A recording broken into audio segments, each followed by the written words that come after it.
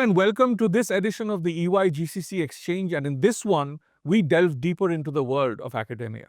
Now, in the last episode, we spoke to some of the prominent real estate players in the country and how they were seeing workplace transformation as a result of the rapid expansion of GCCs in the country. And today, we change our focus to the world of academia. And to talk more about how this transformation of talent is happening at the grassroots level, I have with me Professor Parthasarathi Malik and Professor Rahul Digge. Thank you, professors, for joining me on this edition of the GCC Exchange. Now, as we talk about GCCs today, I think the GCCs have two primary components to them. One is, of course, talent, and talent is a big part of what makes or breaks a GCC. So, Professor Rahul, I will start with you. Now, given what you've seen from a evolution of technology, what you are hearing about this GCC ecosystem, talk to us a little bit about what you believe are some of the critical skills required for graduates today as they graduate from universities like yours. I think one is more than ever the ability to not be afraid of learning new things, right? And we talk about it. Everyone talks about it. When we have guest speakers, they talk about how that is important, but it cannot be emphasized enough. Right. So that's the one part, which is not having the fear of something that's new. And we are seeing a major upheaval in the market. All of us know with AI, about engineering, agent AI, etc. So that's the part we kind of try to drill into students' minds, that overcome the fear of learning new things. So that ability is very critical. And it's sort of like over a 2 or 4 year journey, depending on the program, they get that inculcated in them so that you don't have to tell them. It becomes part of their personality. These are habit forming years, 18, 20, etc. So that's the one part. So now coming to specifically, I think coming to GCC, it's very important for students to come out of universities with the mindset that I may be working with anyone. So the way we try to handle that in our institute is, when I say anyone, it could be someone from China, it could be from multicultural, gender, diversity, everything. So the way we try to handle it best is we actually try to put students together who are from diverse backgrounds. Of course, hostels are of course not co-ed, but that's a separate thing. But in class, in assignments, students from different disciplines, students coming from different parts of the country, actually, and you notice that if you leave it to them, our tendency is to congregate with the likes. Right. Right. So we will find students from a specific state trying to form a group, and we try to break that. So that's a embracing multiculturalism. That's something that we specifically keep cognizant. Other part is, of course, communication. I think for a long time, coming from the software industry, what I've heard from the Western world, customers from the Western world, is Indians don't know how to say no. Right. Right, and that becomes a problem. So you overpromise, underdeliver, the usual thing, and we try to change that in students as well. That you should be your word actually doesn't need to be signed. Your word is the final word. But what you say, you must deliver on. Right. And that's the kind of discipline that we try to embed. So I think that's interesting. You said three things. One is the fear of the unknown that is there within students. The second is the diverse and the integration of cultures within your institute. And then the third one is the ability to say no, which is basically to stand up and obviously being respectful, but also being assertive, right? That's part of the exercise. Now, one of the things that plagues this industry and has been spoken about time and again is the employability of the talent that comes out from universities. And you will hear this being said repeatedly, right? Every GCC leader will tell you that, hey, when we go to universities, we may hire 400 people, but maybe only 10 to 15% of them are actually employable from day one. So they need to go through a significant reskilling, retraining program. So Professor Malik, and I think this is pertinent given that I've been very close to VIT and I know that VIT has gone through a significant evolution as well. How are you evolving your academic curriculum to see if that employability percentage can go up in the future?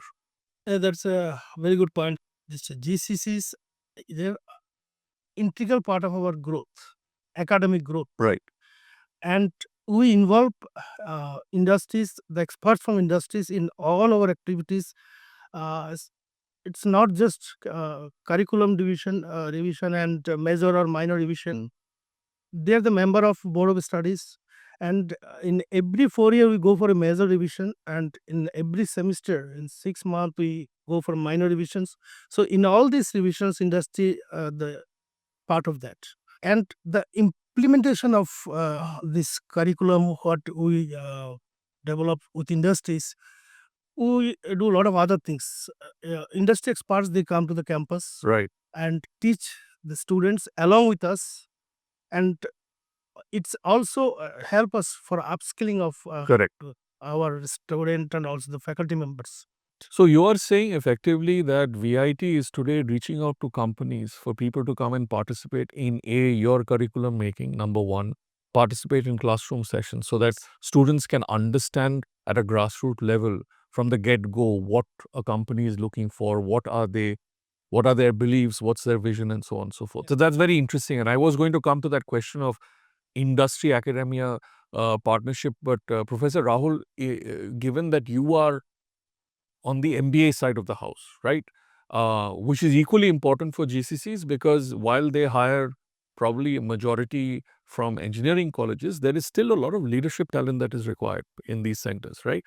Are you doing a similar exercise in terms of integrating with the industry at large? Yes, actually on several fronts, in the sense that we have a board of studies, which is the academic board, which is internal. Right. Then we have an industry advisory board, which we constituted Right. when we started the program. So I chair the program, which is the MBA in technology management. Right.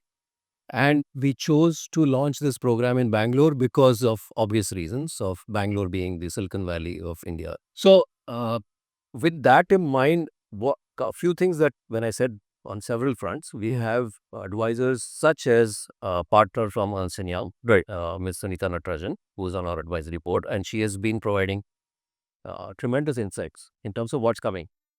And it takes a while to then distill those inputs and figure out what you can actually incorporate realistically. Mm. Also, sometimes there is noise. Mm. There are wild fluctuations in the industry which you don't want to incorporate. You want to be pseudo steady, Correct. right? Not believe in the hype of Not believe in the hype, because the hype could die Right. die in 6 months or 2 years. So that's the part that we need to be cognizant of. So that's one front. The other is, if you come to our campus and if you come to the management school, you will find that all students are in classes on Saturdays and Sundays. Okay. So we have full-fledged courses actually being delivered by faculty who are visiting faculty who are actually practitioners in the industry. It's interesting. So these are, a variety of folks who are interested in giving back. One, they like to engage with younger people. That's the second criteria. Some of them also believe that academia in India, has given them a lot, and that's something that they want to give back to. So we actually have full-fledged courses being delivered by them. In the technology management program, our promise is actually to deliver about 25-30% of instruction through industry practitioners. So that's the second part. We also have labs in those which are actually where the use cases, workflows are defined by industry practitioners. Right. And our students, it's actually a student-led lab. So I set up the supply chain management lab because that's my area of passion and interest. But it's heavily student-led, and these are all projects done outside of class. Those are ways in which we engage. We also, very noteworthy is every October we have a conference, where we actually call leaders from the industry. So Lead XAI is the conference name. And this year's topic was GCCs, and we had breakout session. We had not only panel discussions, guest speakers, but we also had breakout sessions where we specifically took notes from industry practitioners and taking inputs from them. Right. So I think from both sides, what I'm hearing, both from an engineering institution, primarily engineering, and a master's, is that there is a strong industry partnership that is being established, whether through labs or. Now, how does one go about doing this? And because, for a lot of our viewers, this might be interesting. If people do really want to reach out to either of you, is it a simple process as, hey, reaching out to the yourself or Professor Malik, or is there a formal process to apply? Yeah, basically, strong interest of academic institutions and is very important. Right. So so we'll have to do some think and do something so that our students will be ready for GCCs. Got it. So that is why lot of things we try to do. As for example, we approach the GCCs to establish their facilities Right. in our campus and give us the problems so that students and the industry experts and our teachers all together can solve the problems. It's not just through hackathons. That also we do in the campus. Right. But at the same time, you will see that in our campus, some of the industries, they have established their facilities. So you're actually providing incubation space Exactly. for companies to actually set up, which is another fascinating thing beyond just hackathons, etc. Yes, and they are doing it. So maybe one final question, and I think this we can go on for hours because this is such an important topic. Again, I want to reiterate the fact that all GCCs today, at some level or the other, have reached out to academia because they have also understood that tapping talent at source is the only way to sustain this evolution because the hiring numbers are up. There's a lot of new GCCs coming in. Now, the last question I have for both of you, and this is important, is there anything you are doing today to actually measure the success rate that your students have in this world, whether that's the GCC world or the largest ecosystem in general? Is it just a question of numbers, how many people are getting placed, or are there other metrics that you look at when you say, hey, look, what we are doing from either a curriculum definition or governance is actually reaping or paying the rewards that we expect at the end of those 4, 5 or 2 years, whatever? Not just placement. Actually, placement definitely we see number and internship, but at the same time we see that career growth over a period of time because of involvement of GCCs and our input and Right. efforts. Ultimately, How has the student grown Yeah, in that exactly. year? So here they are reaching, say, after 5 years or 10 years.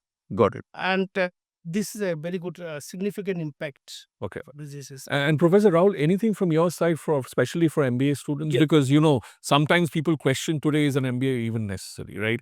What's your take on the metric situation? So on the metrics, one can always measure internal metrics and pat yourselves on the Right. back, say that we are doing great. Right. But then the final metric is how is the industry receiving the specific changes that we made, Right. and have they actually been relevant? I mean, one can make changes and then you don't not track them. So this year, for example, we actually measured how many student projects in the internships were done using the new AI techniques. In fact, 41% is the number that we got, okay, which is, I think, a good beginning. No, sorry. You said 41% of your students who've done internship have actually used AI as part of that Yes, internship. and the new age AI. I'm not talking about, well, AI is new, but Correct. I'm talking about the most recent. Most agentic and all of that. Yeah. Agentic and prompt engineering, etc. So we do have that, and those numbers actually give us validation for the activities that we are doing, such as partnering with and having an advisory board and taking inputs from them, acting on those very quickly. To your previous question, what the industry GCCs can do, I think we are here to partner. In fact, the industry has a tremendous opportunity to come forward and actually be part of the learning journey of students, almost from, I may not say day one, but 1/3 into the curriculum. We are very happy to actually incorporate, and we have very diverse. We have a variety of models in which you can engage. They're not fixed that you have to come and teach a full Right. course or stuff like that. So workshop. So there are options There's available. various options available. Low touch, high touch, all of those are available, right? So Perfect. No, so I think, look, it's been a fascinating conversation. I want to thank both of you. It's been a lot of learning for me as well. And I know it's very short, but I'm sure that people who are watching in will find this fascinating because this is a very important topic, right? Talent, no matter what, is going to be the number one agenda item, not only on the overall enterprise leadership agenda, but also on the GCC leadership agenda. So thank you once again. And for those that have tuned in, thank you so much for watching this episode. And we will be back with the next episode in this series shortly. Thank you again.